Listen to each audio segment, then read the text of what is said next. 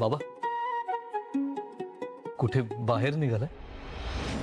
हा का रे, काही काम होतं का? काम असं नाही, पण आज नाही गेलं तर नाही का चालणार? का रे, काही विशेष?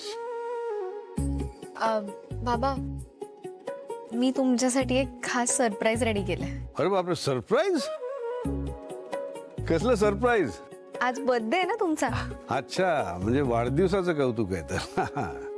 हे बघ प्रीती, सॉरी जरा स्पष्ट बोलतो. काय स्वराला माहिती आहे, मी वाढदिवस म्हणजे 365 दिवसांपैकी एक दिवस समजतो. मला त्याचं कधीच कौतुक नव्हतं आणि पुढेही कधी नसेल. काय स्वरांनी तुला सांगितलं असेलच की मी वाढदिवस कधीच साजरा करत नाही. बाबा मी आत्ताच या घरात लग्न करून आली आहे, त्यामुळे मला या गोष्टी माहीत नव्हत्या.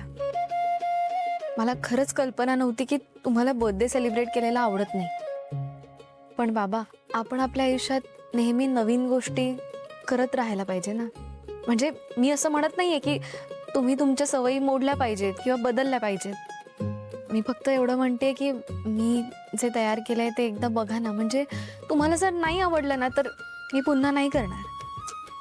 हो बाबा, म्हणजे मला माहिती आहे की तुमचा नियम आहे की तुम्ही वाढदिवस सेलिब्रेट करत नाही, पण अहो नियम कधीतरी मोडायचेच असतात ना. आणि जसं प्रीती वहिनी म्हणाली तसं कधीतरी नवीन गोष्टीची सुरुवात करावीच लागते ना. हे तू म्हणतोयस? हो, म्हणजे नियम बाबांना मोडायचा ना, मला नाही. आणि मला सेलिब्रेशन आवडतं.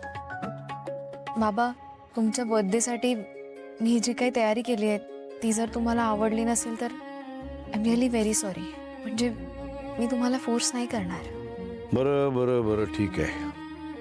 तुझ्या भावनांचा मी आदर करतो.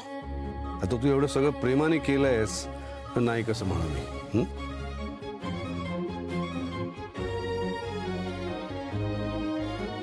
दादा, काल मी विचारलं तुला की वाढदिवस साजरा करूया का, तर नाही म्हणालास मला.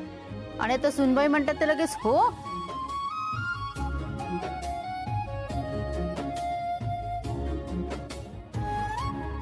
बाबा मी चष्मा काढा ना चष्मा?